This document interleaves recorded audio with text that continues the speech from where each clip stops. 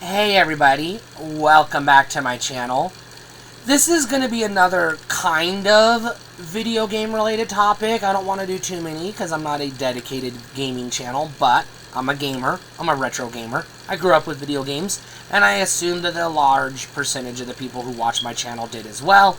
And my video game related content tends to do better than my non-video game related content, but not always, and not universally. But this is a topic I've been wanting to discuss for a while. And I said it's kind of video game related, but not entirely video game related. But I'm specifically talking about how did young gamers learn about the video game secrets, tips and tricks and hidden worlds and cheat codes, etc., before the internet. And I know the obvious answer, you're all screaming in the comments, is Nintendo Power. Well, yes, Nintendo Power did exist. And yes, Nintendo Power was relatively popular in the grand scheme of magazines dedicated to gamers, not necessarily magazines as a whole. It wasn't the only magazine that had these things, and it was only dedicated specifically to just Nintendo systems. So if you were playing Atari, TurboGrafx, Neo Geo, Sega, or any other system that wasn't Nintendo, you weren't going to learn about your tips and tricks and secrets and hidden codes and all that cool stuff from Nintendo Power. So no, that wasn't universal to our understanding of what you could do with video games. And yes, I know the second obvious answer is, well, you bought a Game Shark or a Game Genie, and the instruction book had codes in it. Well, yes, it did.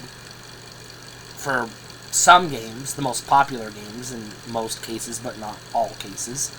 But also, in the interest of avoiding legal entanglements, they didn't want to step on too many copyrights and trademarks.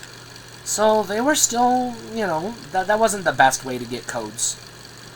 And that was assuming you had the sold separately accessory that you had to plug into your existing machine in order to access those codes in the first place.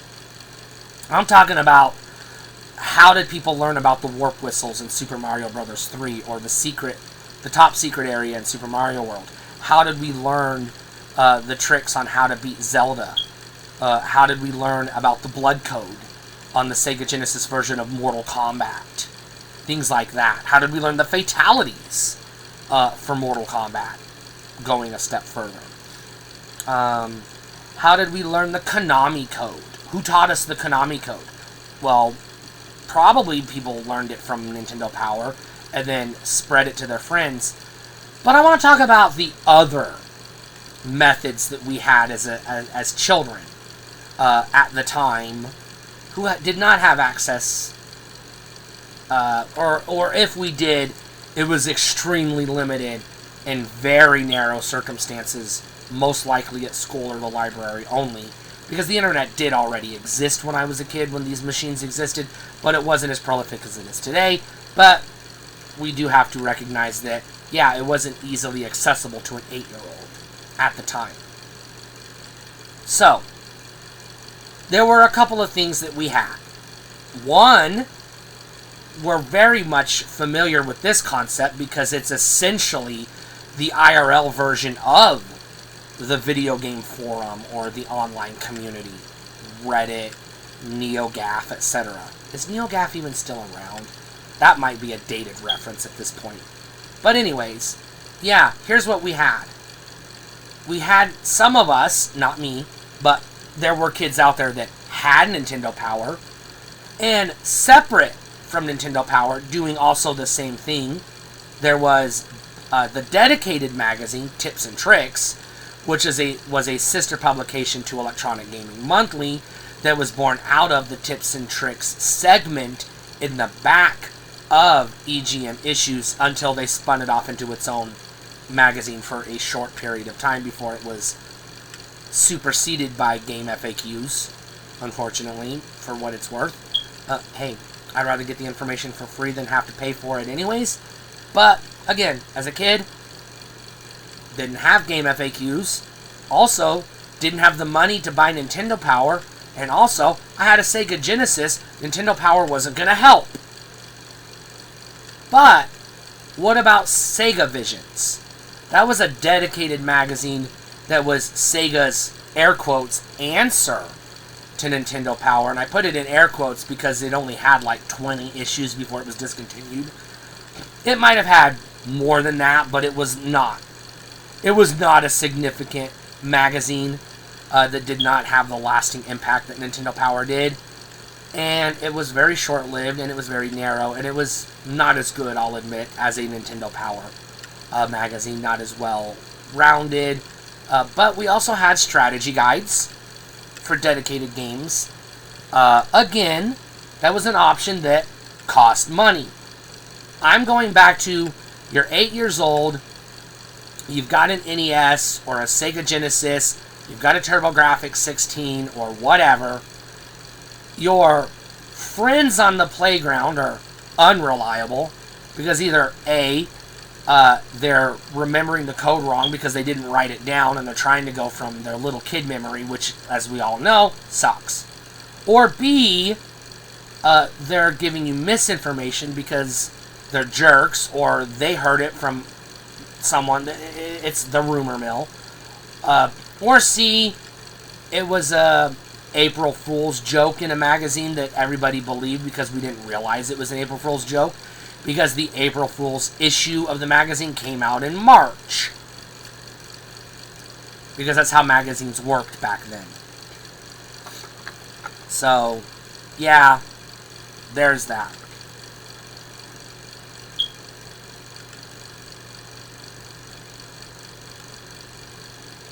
But here's something you might not remember, or maybe you forgot or didn't know. There were other ways of getting information that aren't as well documented or discussed. And I'm going to talk about some of them.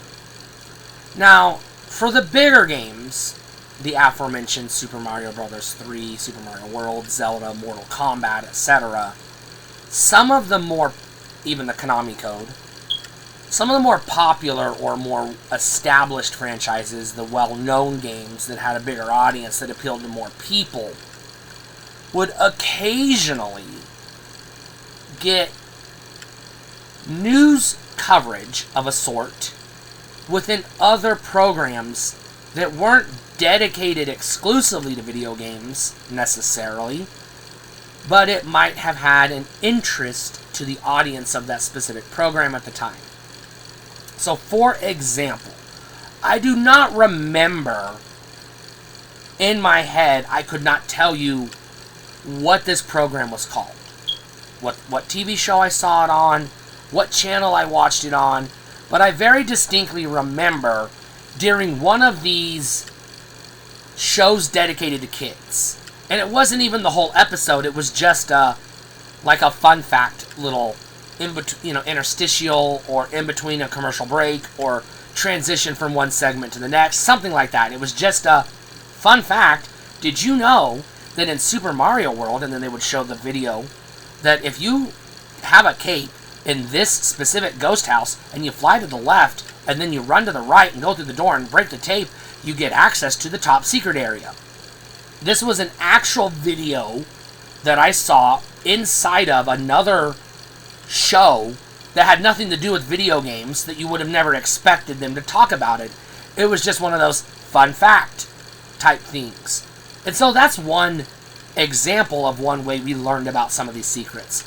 I know separate from that, but in addition to that, I also remember, maybe it was the same program, maybe it was a different program, maybe it was, an interstitial segment in between cartoons, I don't remember, but I do remember somebody demonstrating how to get the leaf in Super Mario Bros. 3 and where you're supposed to go in Bowser's Castle, in the final castle, in the final level of World 8 of Super Mario Bros. 3.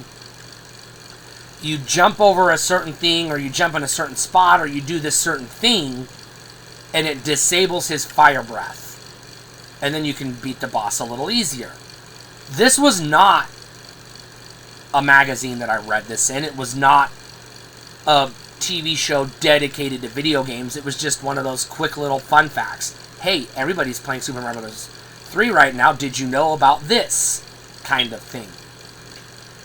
In addition to the dedicated magazine tips and tricks, there would be one-off broadcasts, specials if you will, that aired on the networks, and sometimes cable networks, just at random on a Saturday or a Friday night or whatever, where they knew kids would be watching. And these were advertised as special events. You know, hey, this Thursday at 7 p.m., we're going to show you all the tricks you need to know how to beat your favorite video games or whatever. These one-off programs did exist. They might be hard to verify. They might be hard to find, either Wikipedia, Internet Archive, YouTube, etc. If you dig down the rabbit hole far enough, I promise you'll come across one of them at the very least. They did exist.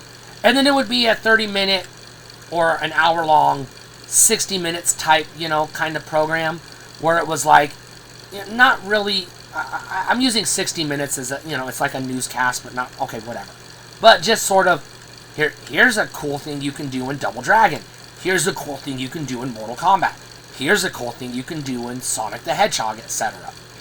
It would be things like that. And so, this was an alternative that we had to learn some of these things. Now, again, this would have been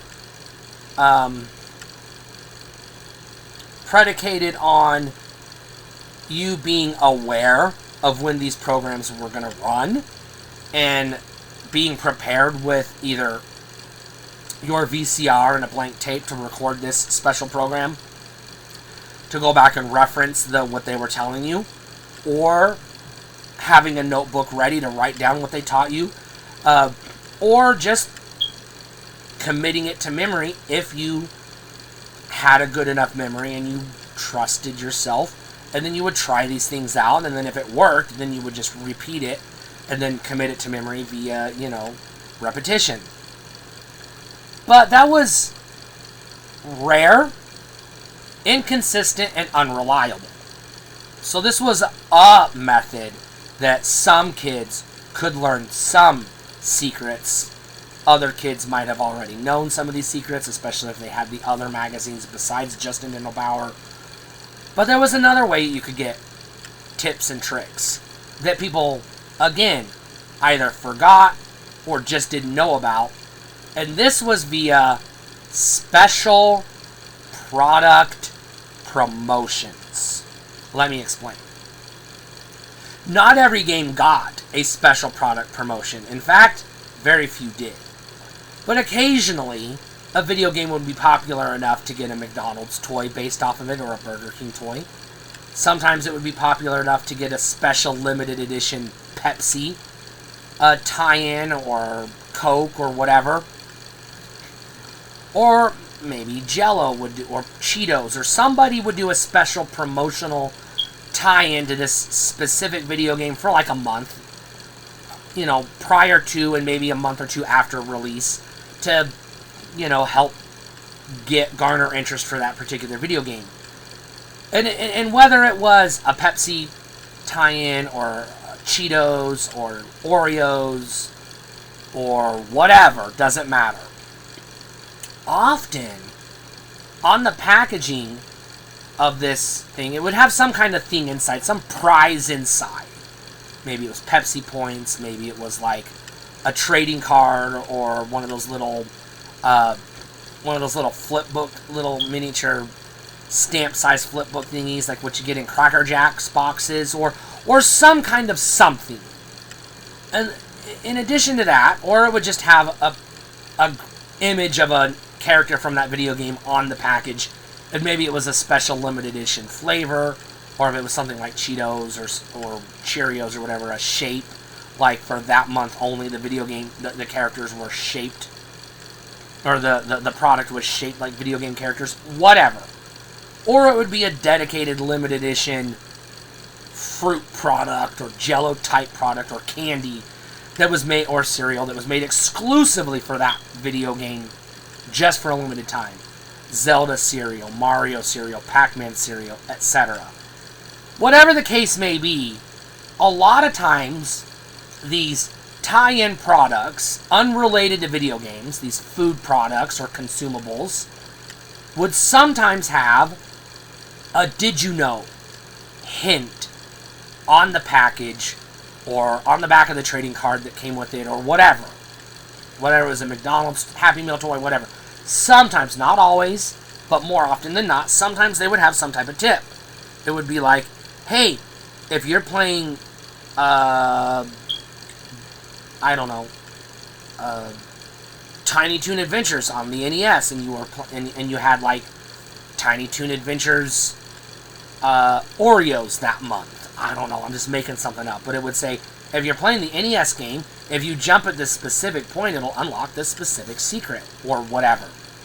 I know Simpsons had these branding partnership type of promos related to the cartoon, but also the video games, so you could like get tricks or hints on how to get better at the NES Simpsons games. I distinctly remember those. I don't remember what the hints were, but I remember that being a thing. I don't remember what product tie-in it was, but I remember somewhere reading some type of hint on how to beat an area in Bart Simpson versus the World, or whichever one it was, at that time. And I distinctly remember, I believe it was Pepsi, but it might have been Shasta, so it was either Pepsi or Shasta. We drank both in my house as a kid. It is what it is. But I remember there was a Super Mario Brothers 3 promotion where if you cut open the box of 12-pack of cans, it would have a hint telling you you could do this thing and it would give you this secret. And I know that was how I found out about the 3 warp whistles, because it was one of the hints. Here's how you find the warp whistles. So I do know that was a thing. I just don't remember if it was Pepsi or Shasta, because I know they both had Super Mario Brothers tie-ins at the time. I just don't remember which one had the hints and which one just had Mario's mug on the can. Because I was a kid. I was like 8, 9 years old in 1990.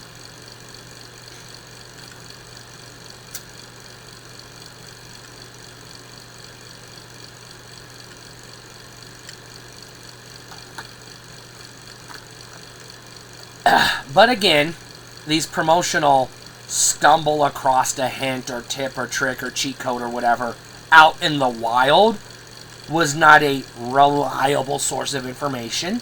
I mean, it was a reliable source, but it was not a reliable method to acquire the information. You know, the information would have been accurate and reliable, but what are the odds you're going to stumble across that exact package that has the exact trick you're looking for that trip to the supermarket?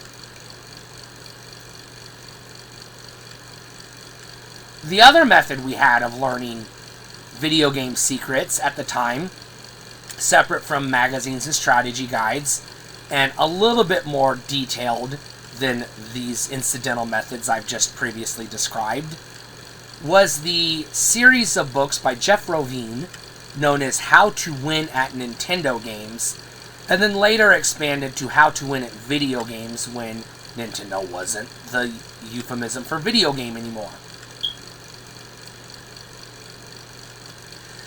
And so there were like 4 or 5 different How to Win at Nintendo books.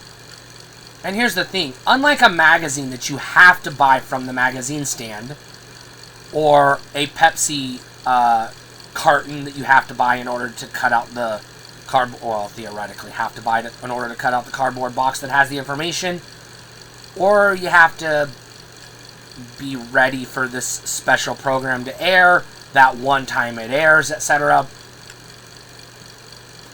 You didn't have to pay money for these books. Now, yes, they were sold in bookstores, but libraries were a thing back in the day.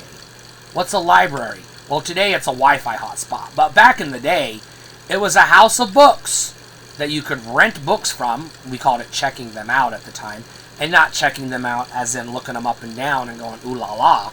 It was more of it was basically another word for renting a book.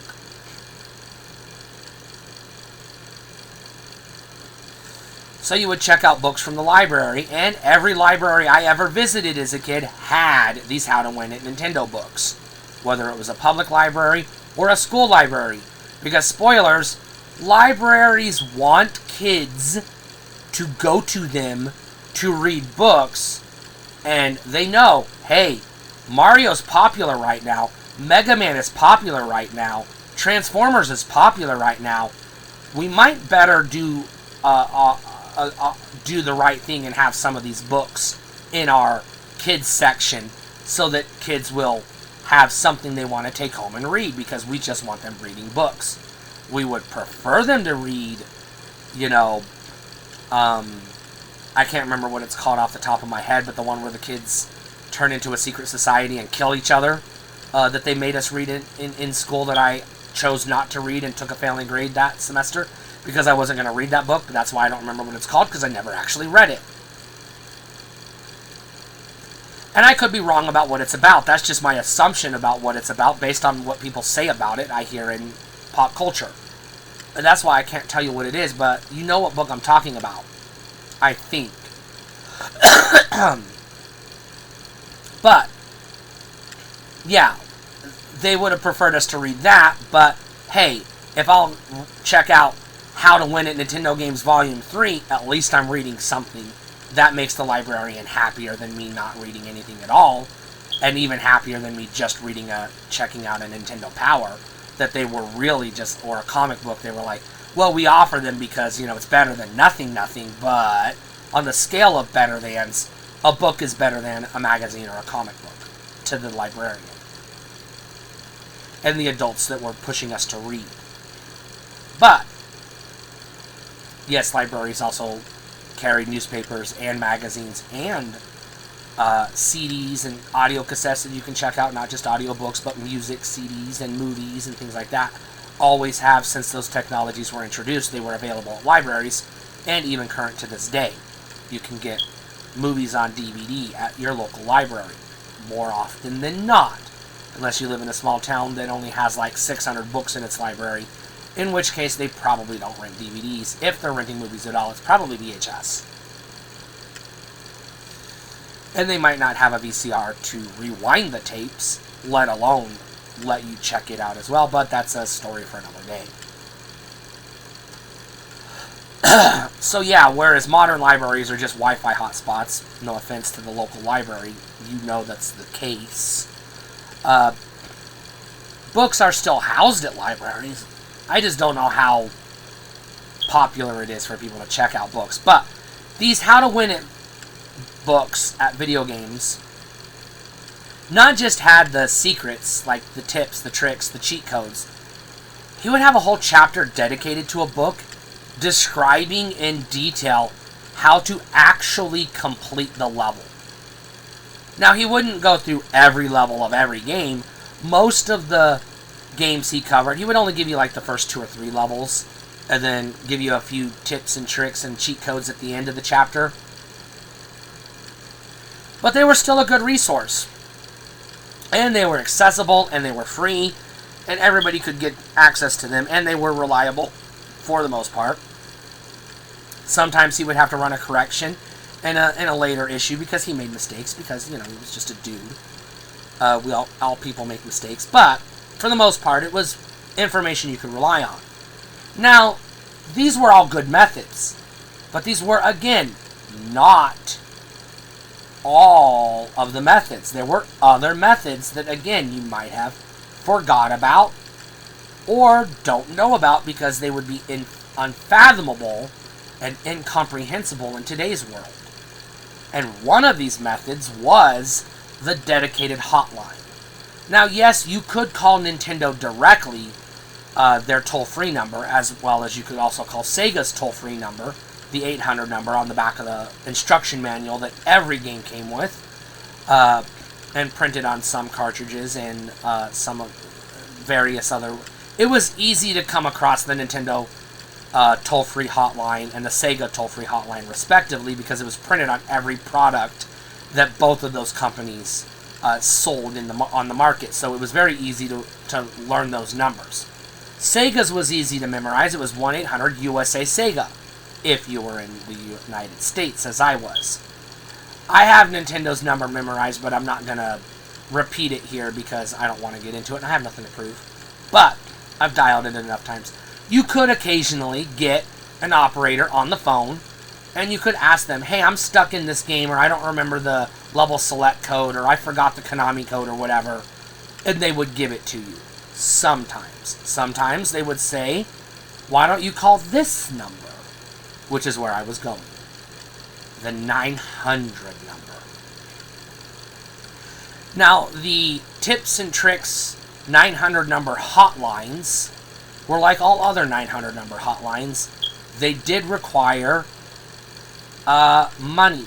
But they didn't require the kid having money up front. You go to the supermarket, you have to give the teller money in order for them to let you take the magazine home without calling the cops on you for shoplifting.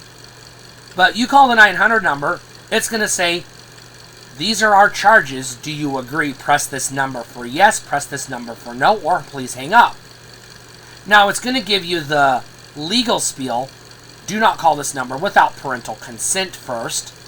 But, well, a kid that didn't know any better, or didn't care, or didn't understand how phone bills worked, would just call the number, wait on hold forever, because, they still put you on hold, racking up the bill, and then you would say, hey, I'm stuck in this game, how do I get past this point, or what's the cheat code?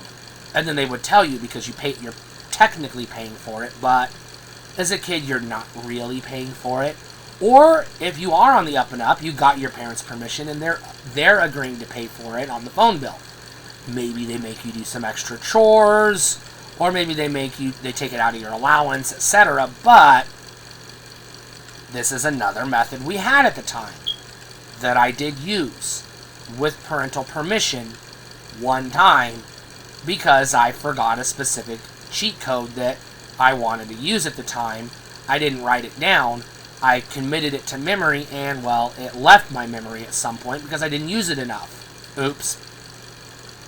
So my grandma, because I was staying with her at the time, was like, okay, call the number, and as soon as you get the information, write it down in the notebook. I will photocopy it so that we don't lose it. We'll have a backup, and then you hang up immediately. And I did.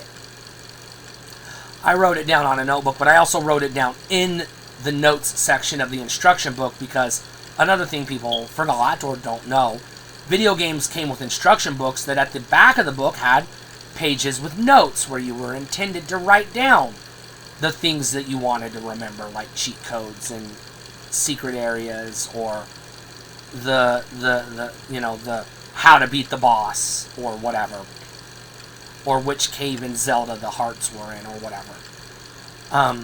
So that's the games came with that, or the blood code for the Sega Genesis version of Mortal Kombat, which also was not necessary for the Sega CD version of the game, but that's neither here nor there. But just wanted to throw that out there because it had the blood enabled by default on the Sega CD. But you could turn it off if you went into the Dullard code, which did carry over from the Genesis to the Sega CD, if you were so inclined. Or if your parents made you, if you had those kind of parents. I had one friend whose parents were that way. They would make sure that they sat in the room with him and his friends when he was playing Mortal Kombat on Sega to guarantee he did not enter the blood code. So, that was one friend I had. He's dead now. He was actually murdered in a bar fight Very sad, but not important because, that was itself 20 years ago. Well, rest in peace, but, I barely remember this kid anyway, so let's move on. So that was another method. And yes, you could ask your friends, hey, do you know how to do the Konami code? Or do you know how to beat this level in Roger Rabbit for the NES? Or do you remember the blood code? Or the level select code for Turrican on the Genesis? Or whatever the code may be. Or how do you beat this boss? And what weapon do you use to beat this boss in Mega Man? Or how do you get this item you need to progress in The Legend of Zelda: A Link to the Past on the Super Nintendo? This was something that we could also do. Another thing we could do, you could rent the game before you bought it from the various places, borrow it from a friend, which is essentially renting it but not paying for it, but returning it, maybe not on time, and your friend has to nag you a couple of weeks before you return it, and then you just have to keep buying him off with Cheetos every once in a while so he'll shut up and leave you alone. And then you eventually return it before he gets mad and calls your parents. And you don't want that. But you could just rent the game and trial and error. Because, believe it or not, yeah, the Konami code is very specific, but a lot of these cheat codes were very similar in some respects to the Konami code, in that they were just combinations of button presses that you could, with enough trial and error, stumble upon. And that's how most of us learned the special moves in arcade fighting games, including the fatalities. I just happened to stumble upon a couple of different fatalities, and then through trial and error figured out that, yeah, that's actually how it works. And then later would confirm that that was the correct code via the internet when that time came about. So you had other sources of getting this information. And like the segment in an unrelated program, or even in the special program that would run on TV from time to time, occasionally, on very rare occasions, but it did happen, your newscast would have a segment, not a segment, but, like at the end, when they do their little kicker, they'd be like, hey, did you know that my kid is very obsessed with, I don't know, Street Fighter 2, and did you know that if you enter these buttons at this screen, it unlocks a hidden menu? Pretty neat, huh? That was rare, but it did happen. I used the Street Fighter hidden menu, and I don't remember which game it was or which version of the game it was, but I use that as an example because that's a thing I actually remember happening during a newscast that my dad was watching, and and the caster was just mentioning it, and that piqued my interest. I was like, wait, did he just say what I thought he said? And I thought that was cool, but we don't tape the evening news, so, well, there's no verifiable record that happened, just a fuzzy memory that I kind of remember. But these are other things that happened. And yes, there were dedicated, ongoing TV shows like, I think it was called Video Power. There was Nick Arcade, and a handful of 2 or 3 others that were all short-lived, but dedicated TV shows to video games long before G4 had Cheat. But again, that's another method. So yeah, there were those shows that would sometimes show you how to do the thing with a demonstration. So it wasn't all just Nintendo Power and Tips and Tricks magazines, and it wasn't all just believing your friend telling you rumors that they heard on the playground and you just assuming that they were telling the truth or that their information was accurate. Yes, those were the 2 most common methods that everybody talks about because everybody had that experience.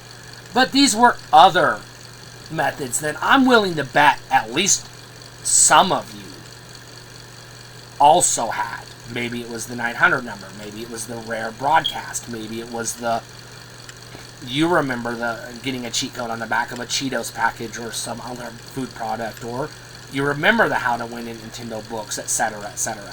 These were all different methods that don't often get brought up.